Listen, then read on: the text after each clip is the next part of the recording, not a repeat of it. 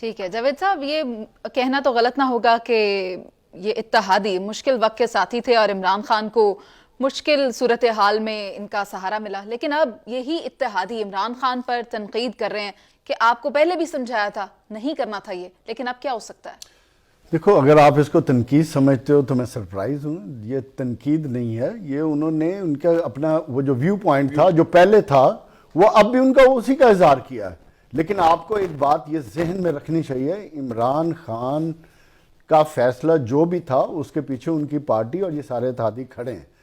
لیکن امپورٹنٹ چیز ہے، عمران خان کو دیکھو کہ وہ رسک لینے والا آدمی ہے، وہ ہمیشہ رسک لیا ہے. پی جے میر بہت بہتر میرے سے زیادہ جانتے ہیں، کرکٹ میں ہمیشہ انہوں نے آرڈر چینج کر کے رسک لیے ہیں.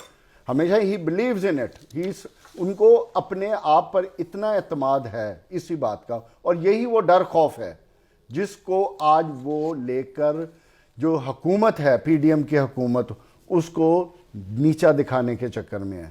کیوں کہ دو طرح کی جمہوریت چلتی ہے نا، ایک ڈیموکریٹک سسٹم ہوتا ہے، ایک ہائیبریڈ ایکسٹینشن سسٹم ہوتا ہے.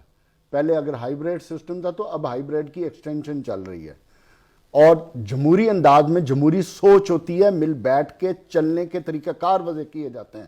حکومت باپ کا کردار ادا کرتی ہے، اپوزیشن ہمیشہ شور مچاتی ہے اور ایجیٹیشن کی بات کرتی ہے، لیکن حکومت پیس کام کر کے معاملات کو سلجھانے کی بات. لیکن چونکہ یہ ہائیبریڈ ایکسٹینشن ہے، یہاں تو طاقت دکھانی ہے. اور جو اس سے بھی بڑھ کے امپورٹنٹ چیز یہ ہے کہ حکومت ابھی تک عمران خان کے جو فوبیا ہے نا اسے نکل ہی نہیں پا رہی. ان کو آج 9 مہینے لگے جو چودھری صاحب بات کر رہے تھے اپنی طاقت شو کرنے کے لیے، کیونکہ وہ اس کی طاقت کے آگے اتنے مرعوب تھے کہ ان کو سمجھ نہیں آ رہے تھے کہ اس کی طاقت کا جواب کیسے دیا جائے. اور خاص کر دیکھیں جب کوئی زیادہ طاقتور ہو جاتا ہے نا منی سے، سر خان صاحب نے تو خود ہی پھر اپنی جو کشتیاں ملے کا جلا دی. پہلوان ہوتا ہے نا اس کو اپنی طاقت دکھانے کے لیے طاقت کا ہی استعمال کرنا پڑتا ہے. لیکن عمران خان نے تو اپنی کشتیاں جلا دی. کیا فرق پڑتا ہے؟ سیاست ہے نا، سیاست ہے. عمران خان کا پہلے دن سے ایک ویو پوائنٹ ہے، اس نے اس میں تو کم از کم یو ٹرن نہیں لیا.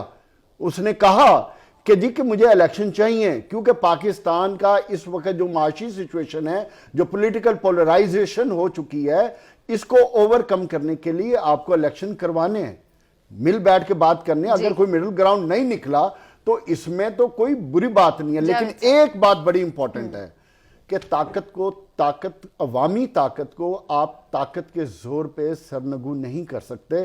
اس سے صرف نقصان ہوتا ہے سوائے آپ کی سیاست کا. اور یہی وجہ ہے کہ آج آپ کی پاکستان کی جمہوریت اپنے بدترین بحران سے گزر رہی ہے کہ آپ کی 2 اسمبلیاں موجود نہیں ہیں، آپ کی نیشنل اسمبلی میں آپ اپوزیشن موجود ہی نہیں ہے، اور پھر آپ یہ کہیں کہ ہم نے طاقت سے سرنڈر کروانا ہے تو کروا کے یہ بھی نوید صاحب ایڈ کرنا چاہ رہے ہیں. دیکھیں یہ چیز ہمیں اب کلیئر کر لینی چاہیے. ہم بار بار بحث کرتے ہیں کہ عوامی طاقت، کوئی عوامی طاقت نہیں ہے. اب نہیں رہی سر. دیٹ واز جنرل باجوہ، عوامی that was supreme court of Pakistan, اور وہ ہوتی ہے بحران پیدا کیا. یہ بحران پلاننگ سے پیدا کیا گیا. اگر چودھری صاحب یہ سمجھتے ہیں اتحادی حکومت نے اترتے گرفتار کر رہے ہیں، بدماشی کی سیاست عوام کریں گے، ایجیٹیشن کریں گے، میں اس کو نہیں مانتا. میں جاوید صاحب میں یہ بات نہیں کہہ رہی ہوں، یہ بات آن ریکارڈ ہے. چیئرمین ایف پی آر کہہ رہے ہیں کہ پاکستان کی معاشی صورتحال بہت نازک ہے. اور اگر میں مفتاح اسماعیل کی ہی بات کروں تو وہ یہ بات کہہ رہے ہیں کہ اسحاق ڈار نے پاکستان کو آئی ایم ایف کے بغیر چلانے کی کوشش کی، جس کی وجہ سے ملکی معیشت کا یہ حال ہوا ہے. پہلی بات تو یہ ہے چودھری صاحب نے اسحاق ڈار کی جتنی تعریف کرنی تھی تو یہ میں بتاتا چلوں، وہ ادھر لندن میں بیٹھ کے پورا آفس آپریٹ کر رہے تھے، اور جب پاکستان لینڈ کیا تو وہ پرائم منسٹر کے جہاز میں آئے اور as a deputy prime minister آئے، فل پاور اور اتھارٹی کے ساتھ. دوسری چیز اب آ جائیں اکانومی کے اوپر. مفتاح نے بڑی مشکل سے 2.5 مہینے بعد اس حکومت کو منا کر آئی ایم ایف کے ساتھ ڈیل کی. اس 2.5 مہینے میں بھی 300-400 ارب کا نقصان کیا ڈیلے فیصلوں کی وجہ سے.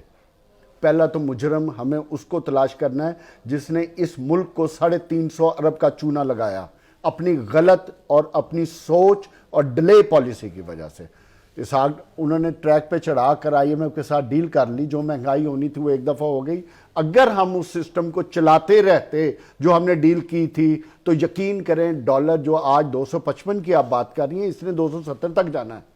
یہ ڈالر کبھی بھی 230 اور 35 سے اوپر نہ جاتا اگر ہم اس پالیسی. چودھری صاحب ایک سیکنڈ، میں نے کہا 270 میں چلا گیا ہے. ہاں نہیں، وہ اوپن مارکیٹ ہے، اوپن مارکیٹ میں اوپن میں تو چاہیے. دوسری بات یہ ہے کہ ڈار صاحب آئے आके पहले तो उन्होंने मुश्ताक को जो कहना था कह दिया, जाहिल नालायक जो भी था, उनकी पॉलिसी को फिर होल्ड करके बैठ गए। जी। मेरा दूसरा मुजरिम मुझे इस पीडीएम की हुकूमत से चाहिए, इस कौम को जिसने दोबारा इस कौम का 300 अरब डुबोया है, इंडस्ट्री बंद की, एलसीज बंद की, सिर्फ एक बंदे की सोच की वजह से, जिसकी पीजे मीर कहते हैं मुदब्बराना सोच, कि 2.5 महीने इस मुल्क की इकोनॉमी को जैम करके उस बंदे ने जो बेरोजगारी का तूफान इस मुल्क में लेके आया, गरीबों के चूल्हे बंद किए, एलसीज बंद की, इंडस्ट्री बंद हुई, उसका जिम्मेदार कौन है?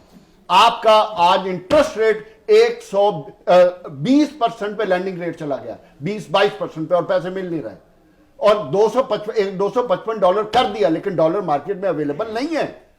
आप कैसे जस्टिफाइड करेंगे अपनी हुकूमत का?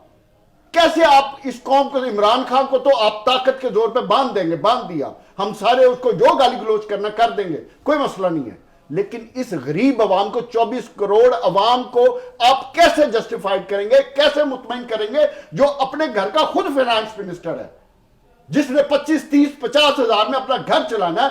सोचें कि आज 31% आपकी इन्फ्लेशन है, आज के बाद ये इन्फ्लेशन 50-55% पे होनी है, और इसका मुजरिम सिर्फ एक है, इसहाक डार, जिसने और प्राइम मिनिस्टर। क्यों?